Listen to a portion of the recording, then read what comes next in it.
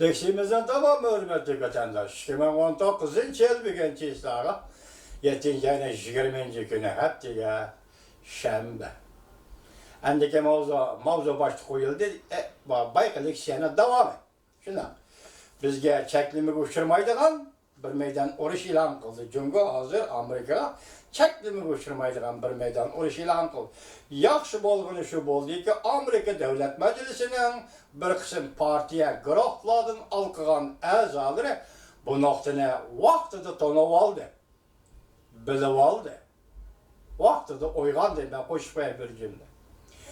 Amerika'da 100 nefer her sağ erbapları birleşme xat yazıp Prezident Trump'la qattiq buluşa aydakçılık kıldı. Biz bunu keyin ayrımlık siya qılıp sözlerimiz bu mavzunu bugün endimeli kısıkça bir haberdar kılıp koyasılar vatandaşlar.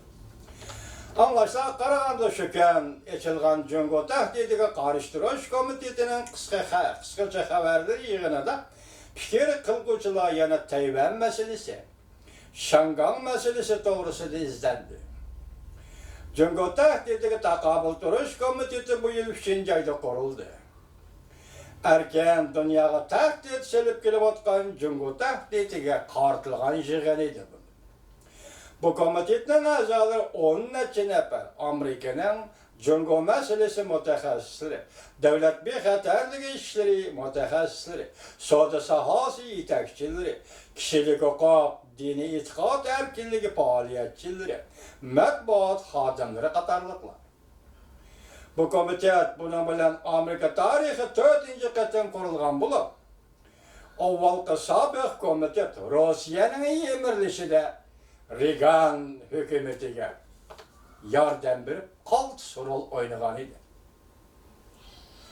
Cungo'da Xalq gazetinin qol ostidagi Yer shari vaqt gazeti qattiq tanqid qilib, Cungo tahdidiga taqabul turish komitetini Amerikada bir turkum chekkadan oshgan konservativlar tashkil etdi.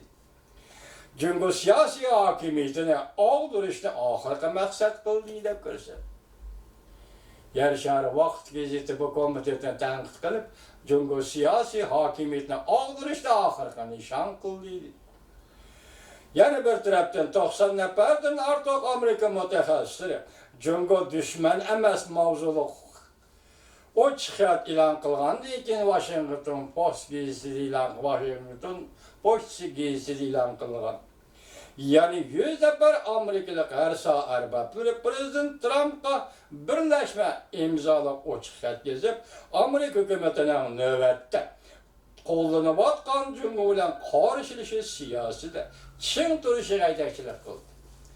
Avval 100 neferden ortiq Amerikaning olim professorlari va ziyolilari bir parcha xat yozib Prezident Trumpga Cungoni dushman tutmaslik kerak degan mazmunda xat yozdi.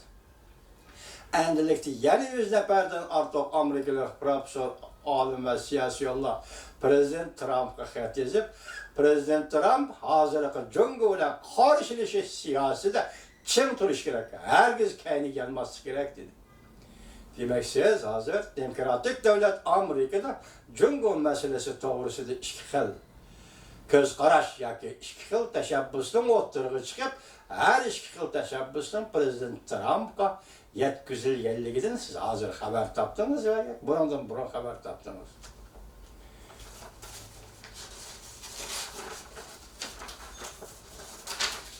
Şundak bu bir parça xat pressiga chiqqan deniz armiya mayori, elaki Cungo'ga qarshi meydanida ching turishni yozgan kishi, pressiga chiqqan deniz armiya mayori Tinch okean eskadronining sabiq axborot uchuri va uchuri faoliyatlarini boshqaruvchi James E.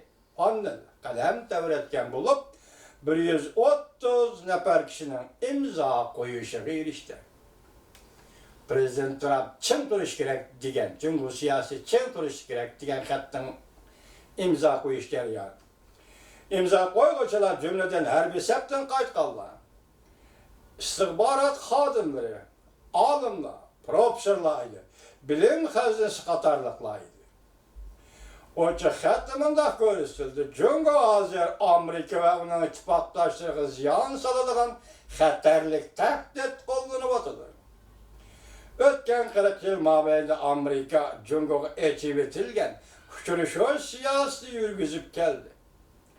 Amerikaga devlet bexatarliginin özlüksiz bu Cungo Amerikaga devlet bexatarliginin özlüksiz acizleşini keltirip çıkardı. Bundan ahvallan davamlaşırken de Amerika hükümeti ve Amerika halkı yol koyalmayı